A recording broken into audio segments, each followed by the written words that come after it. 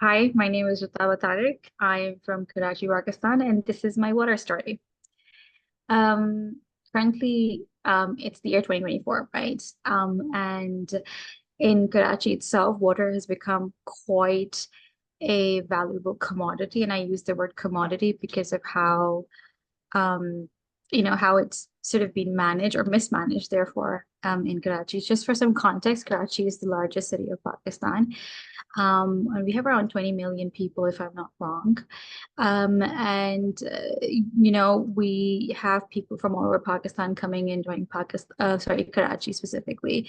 But there have been like massive issues of mismanagement and theft in Karachi of water, which kind of compounds to water insecurity, bad water kind of running through, a lot of the colonies across the city, especially the lower income parts of the city. And so what happens is on one part, Karachi is sort of at the very south of Pakistan. And so we're at the very end of the Indus tributary, which is where how we get most of our water, drinkable and usable water.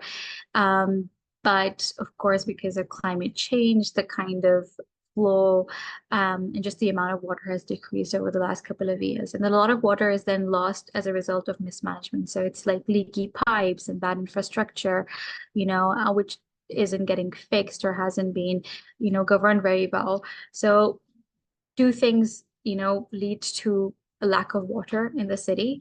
But then there's also theft on top of it. So what happens is the water that we do end up receiving is stolen by both legal and illegal hydrant owners. So everything like when I was growing in the last decade itself, I've seen like so many water hydrants pop up across the city, and you'll see tankers and tankers of them being filled and water's being wasted on those hydrants. Initially, this was supposed to be like a ductive measure that was endorsed by the water board of the city, right? Because they were having trouble reaching out to all parts of the city essentially. But then, certain groups realized that there's a lot of money to be made from water hydrants, and thus became this like proliferation of water hydrants across the city. Um, by some estimates, there are about 1.4 million worths of dollars of water that goes out and is distributed in Karachi in a day. So that's half a billion worth of trade that is happening in a year. And when you look at the, economic conditions of Pakistan, it's becomes almost a luxury. There are people in Pakistan or Karachi specifically that are spending up to a third of their income just making sure that they get tankers into their homes. And the water that comes from, government pipelines isn't sufficient. So it's coming maybe once a month or once a week. So it's not sufficient. The water that is coming, it's bad water. When I say bad water, it's smelly water, it's contaminated, which results in a lot of waterborne diseases as well. So people are either having it like they're either having to sort of use that dirty water, which kind of creates all sort of other issues, or they have to pay a lot of money to get like fresh water. In my case, when I was growing up, of course, we've always used water tankers because I came from a family that could perhaps, give that money to get access to that kind of water. But over the last couple of years, I realized that it's becoming increasingly difficult just to manage yourself around that water because that means I have to put an extra amount of money just to get drinkable water, right? There are also like issues of, for example, the very tiny issues which may seem very insignificant, but because we're using harsh water that come from the government line, that mean it impacts my skin, right? It impacts my hair. I lose my hair more often. And it's not in the best of my health. And I see my sisters facing similar issues. And something like a hair for a woman is something, it's very simple, but if you understand the culture of a country where I come from, where hair is supposed to be a very core part of a woman's beauty and identity, it can be very damaging to a person's self-esteem when you see that getting damaged because of the water that you use and there's nothing you can do. And can you imagine us paying for water to shower with that water? It just seems like a ridiculous amount of luxury, but that's the kind of situation we're put in. So yeah, I mean, the way that we interact with water has become really complicated for somebody like me. And and one of the things that I think I would probably add is that even within the colony, I see like people in my neighborhood now struggling to even pay for government waters. And so we were having to share our line, our home's line, with people in our neighboring houses. And so it's tremendously upsetting to see that you know, it's not just our individual lives, but it's my immediate community's lives that are getting impacted as well. It's simply because they don't have water, or they can't pay for fresh water. Thank you so much for sharing. That's such a really powerful story. Our partner in Bangladesh actually is working to see how climate change is impacting hair loss. And we found that it's nice to know that it's not just in one region, it's something that women across the world are feeling. Because of climate change, there is less water resources, and water insecurity and contamination are all leading to hair loss. I want to hear more about the tankers. What was it like, maybe as a family, to have to rely on just a few tankers of water, like a definitive storage of water once a week? And was it that you had to manage your water more wisely, that you had to share between your family members? I want to hear about that experience. I mean, yes, when you sort of you realize that you have to pay for your water and it comes once a week, and you may run out of it if you're not, rationing it properly. You just become more mindful of the water that you're using. When I was really young, I think people around me were kind of very nonchalant about the water they were using. They would use a hose, for example, to wash their cars or gardens, right? But that just seems like, a luxury of the past now. So when the water tankers used to come, we used to be very mindful of how, like, the number of cycles it took for us to wash our clothes, for instance, right? How many times we're going to go take a shower, for instance, right?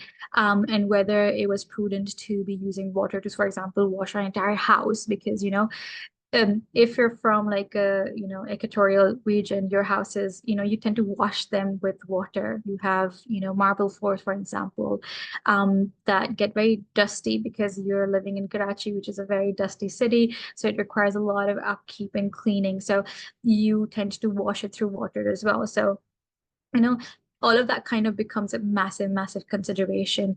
In such little ways, it also is a source of, I would say, I wouldn't want to use the word conflict, but also tension. So, for example, I live in a two-story house, so we have tenants right on the ground floor. And I think one of the first things that we get really annoyed at is when the tenants you kind of wash their clothes every day. And that kind of tension kind of comes from the fact that we think that they're using a lot of water where they could perhaps be using one cycle in a week. So we don't also want to call them out because they just want clean clothes, but we're like, no, water is really scarce. You should not be cleaning your clothes every day. So we're like on our terraces looking down every day, like clockwork. In the evening they're washing their clothes, but they have a lot of kids, right? So it's a necessity, almost a necessity for them to be going through that many loads because they have kids and elderly, who require clean clothes. But again, you wouldn't want to feel that kind of tension towards your tenants because they're washing clothes, but you end up doing that because, water is so scarce. I think, yes, we became very mindful of how much water we're using for everyday, like very basic stuff. But also, I think the way we interacted with just our tenants also changed. Thank you for sharing. Do you think because of this way you grew up, it's influenced how you approach water today? Like maybe you'll be more mindful of how you use water, or you'll be more, I know you mentioned hair loss or your skin drying out. Right. Yeah. You're still very like cognizant and think a lot about water in this sense. But yeah, I think over the last couple of years, I've become more grateful every time I go take a shower, if I'm being honest. And when I'm traveling and if I'm in a hotel where I, just turn on the tap and I'm showering, I just inadvertently kind of thank God and thank the divine for just allowing me, access to water where I could shower when I want to, for example, right? It's less than ideal, of course, and I would want things to be perfect, but the fact that there are people who get, you know, 2 barrels of water in like a week or a month, it just puts things in massive perspective. So I definitely think, for me at least, I think it's just been an increased gratitude, if anything. There is just an undertone of nuisance that I feel only because I'm having to see my brother, for example, put in an extra amount of effort in us putting an extra amount of money just to be able to arrange water. While we can do that is beyond the is like a it's a side question, honestly. it shouldn't be like this in the first place. We shouldn't have to pay that much money to get water. We shouldn't have to, for example, spend an extra amount, like extra hour or two every day just to be able to boil our water. So even if we're getting, by the way, canned water, for example, which is purified water, let's call it that, which is specifically for our drinking, we boil it because we have to be super mindful of waterborne diseases. And if you go around read about Karachi, you'll think that malaria, typhoid, H. pylori, all of these waterborne diseases are quite prevalent. And so the more like uh, poorer regions you're from, the higher the rates for these waterborne diseases are, right? So for those of us who are probably fairly educated about what waterborne diseases look like, or who've been given access to that kind of knowledge, we have to spend extra effort just making sure that our even filtered water is filtered again, it's boiled, right? It's cold. And so those are little things that tend to add up over time. So yes, there's definitely nuisance like that adds onto your everyday chores and tasks, right, and consideration, but then also increase amount of gratitude that I feel now that I use water. Thank you. One last quick question. How do you think climate change has impacted the story? I think I mentioned that we get most of our water from the Indus based river tributaries, right? So a lot of that water kind of goes to like the central provinces of Pakistan. So Karachi is the very south. We get by the time water reaches us, it's not a lot of water.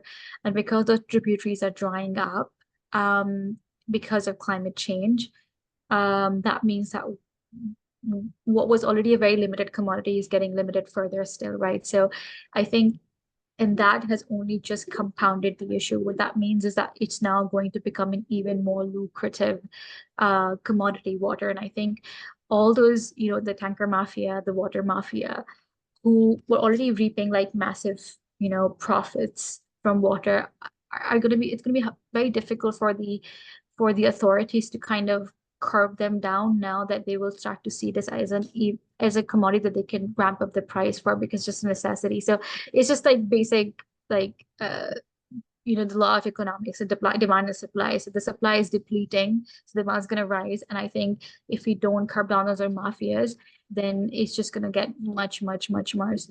I think want to say the other way I want to approach this is the way I've experienced monsoons. So for those who are like in the subcontinent, we experience in summers we experience these monsoon rain spells, right? So every June, July, August, there's heavy rainfall. So as a kid, it used to coincide with my summer holidays, so that would mean I would go to my grandmother's house, and that was absolute utmost freedom. Your grandparents would kind of be the shield between you and your parents, so you could have bad schedules, like you could sleep late, you could eat as much as you want, right? So, and we used to get a lot of rainfall during those summers. And for me, I associated really happy memories with the rainfall, right?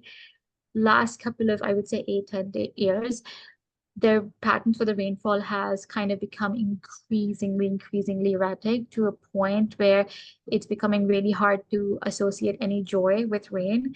What happens in Karachi is that you experience an incredible like urban flooding to an extent that you haven't really experienced before. Of course, there's mismanagement, overcrowding, right? So you have really small lanes, right? A lot of houses cramped up in a very small area. And so you will see entire colonies sort of completely submerged every summer because of heavy rainfall and, bad urban infrastructure.